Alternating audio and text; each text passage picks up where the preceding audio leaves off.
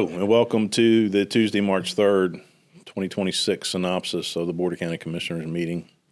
I'm Commissioner Todd Ireland, and I'm the president of the board. And we started putting these together so that we could give people a scaled-down version of what actually goes on in our meetings. If you don't have the 2 or 3 hours it takes to watch the meetings, that you have the ability to scan through your Commissioner's Corner, and I'm going to touch on the highlights of the meeting. The first thing we did today was a proclamation for National Senior Nutrition Programs. We actually had all the drivers for Meal for Wheels come in and get recognized, and a proclamation was read to them by Commissioner Hance. The next thing we did was convene as the Board of Health.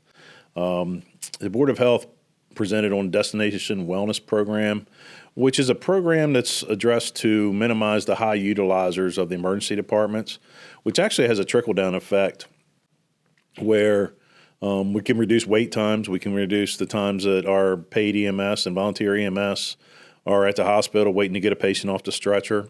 It has a lot of potential. I think there's like a $200,000 investment, and they're looking at about $800,000 in cost savings. And what they did was actually put together a mobile van that goes to people who have needs, medical needs that don't necessarily require that 911 call to get an ambulance, come pick them up, take them to the hospital, whereas they could go to their residence, meet up with them, and help those patients. Once we reconvened at the Board of County Commissioners, we went through the consent agenda. There was one item removed from the consent agenda, which was item number 3 that I will talk about in a moment. There were 6 items on the consent agenda up until that point. The first one was a tower lease agreement with Selco for the Huntingtown and Emmanuel Church cell phone towers. Number 4 was Department of Community Resources approval of agency safety plan for bus transit. Number 5, Department of Community Resources fiscal year 2026 transportation grant agreements. And number 6 was Department of Parks and Recreation King Memorial Park stewardship agreement. Next thing we did was move into new business. Under new business, Department of Finance and Budget did an adjustment for the tax rates in North Beach and Chesapeake Beach. These tax rates end up being 0.362 per 100 for the town of Chesapeake Beach and 0.340 per 100 for the town of North Beach. Historically, these two have been lumped together. The new CFO and her team are making some changes, and the change was made to separate these two. The third item was actually the item that was on the consent agenda, which was Department of Finance and Budget, was a $100,000 adjustment for Department of Public Works. And some of the items that were on this list that needed to be adjusted, like one of them was a fire alarm, and I believe was damaged during a storm. And they're items that were beyond foreseeable, but it's important that if somebody has a question on something, that it does get addressed, and that we do take those off the consent agenda. Consent agenda items that I discussed a moment ago. Consent agenda is actually for admin function, and if there's a item that somebody contests or has questions about, we'll remove it from the consent agenda, move it to new business, and we'll go through it. The next thing that we talked about was we had a presentation from the College of Southern Maryland, and Dr. Yolanda Wilson came in, and she talked about different programs that the college had. A couple of highlights for me came out of that, where one was that they're working with our CTA. Our CTA had 83 students last year in different programs. Not every program is full, but get turned away simply because they didn't have room for that student in that particular work area. But the College of Southern Maryland has a beautiful facility over in Hughesville, and that's CTE. So CTE is going to work with CTA, and hopefully within the next school year or two, begin busing students over there so that these kids get the opportunity to be able to work within their career field, to be able to start their training in their career field from the word go. So that was exciting news. And the other thing that they're working on is quantum, which is, along the lines of AI. And they actually just got back from a big conference where quantum was discussed and out in Albuquerque, New Mexico. We're excited about that, to see where that takes the College of Southern Maryland. Another thing they did was they formed a airplane mechanic type school, and the FAA is in the process of working with that to get them the certifications that they need.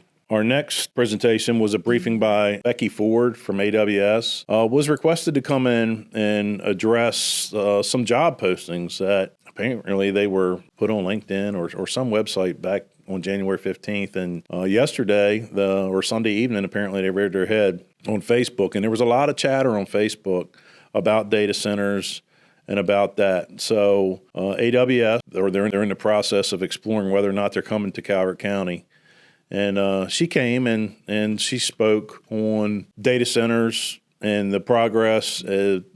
Reiterated the fact that there is no agreement with anybody right now. There's no contract in place. No permits have been applied for in Calvert County for any data centers. She also talked about community partnerships that they do when they do go into an area. And it sounds like there's going to be some meetings in the near future to further discuss data centers. Commissioner Hart made a motion that we explore putting a 24-month moratorium on data centers. It has to go through a public hearing process. That motion was voted on unanimously. It was 5-0 vote. Commissioner Cox was actually remote today, but he called in for that discussion. To take it a step further, I had prepared a list of facts because I think there's so much misinformation on social media, and it's very, very hard to get the information out there, to get the facts out there. It's a little bit lengthy, but I think what I was able to do by putting this together, and I had the other commissioners review it, was to, again, put a set of facts out there. So bear with me. It's a little lengthy, but I'll get through it as quick as I can. So approximately 2.5 years ago, the commissioners heard there were companies exploring putting data centers in Calvert County. The Constellation property that we all know as the power plant was the location that was being discussed. This entire property is zoned as heavy industrial. We immediately began educating ourselves at that point on the pros and cons of data centers. We wanted to determine what impact a data center would have on the quality of life we are all interested in maintaining in our county. We visited a data center and we spoke with leadership of Loudoun County, Virginia, as well as Mecklenburg County, Virginia, and Frederick County, Maryland, on their experiences with data center development. We held town hall meetings in September to solicit feedback from our citizens on their concerns surrounding data center development. We've researched the environmental impacts of data centers to determine what restrictions could be put into place to protect our environment, our aquifers, our bays, rivers, and other tributaries. We looked at air pollution and any other health risks that could potentially affect our citizens. The most common concerns were that data centers would be cooled by water from our aquifer, that diesel generators would cause noise and air pollution, with the biggest concern being electric consumption. We know firsthand electric bills are significantly higher than they have ever been and are anticipated to continue to rise. Pennsylvania, Jersey, and Maryland, PJM, is the main distributor for electricity to 13 surrounding states. They control the prices of electricity, and they determine what the power grid can sustain. No matter where a data center goes, anywhere in the 13-state region, it affects our grid and our electric bills.